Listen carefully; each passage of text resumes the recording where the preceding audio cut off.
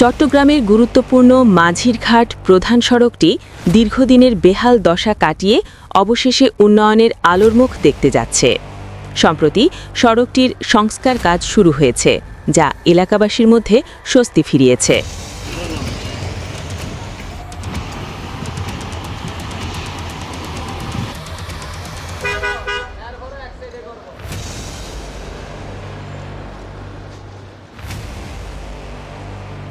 তবে কাজ শুরুর পরও দেখা মেলেনি ধুলাবালির ভোগান্তি।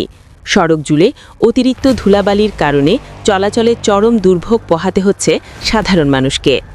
পথচারী ও যানবাহন চলাচলের সময় ধুলায় দম বন্ধ হওয়ার মতো পরিস্থিতি তৈরি হচ্ছে বলে অভিযোগ স্থানীয়দের।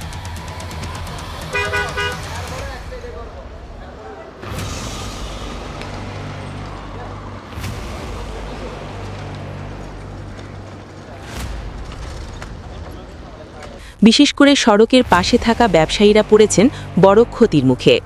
ধুলাবালির কারণে ক্রেতার সংখ্যা কমে যাওয়ায় দোকানপাটে বিক্রি ব্যাহত হচ্ছে বলে জানান তারা। দ্রুত ধুলা নিয়ন্ত্রণে প্রয়োজনীয় ব্যবস্থা গ্রহণের দাবি জানিয়েছেন এলাকাবাসী ও ব্যবসায়ীরা।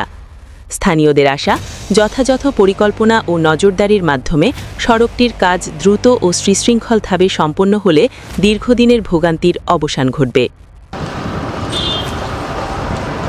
Desk news, Chittagong.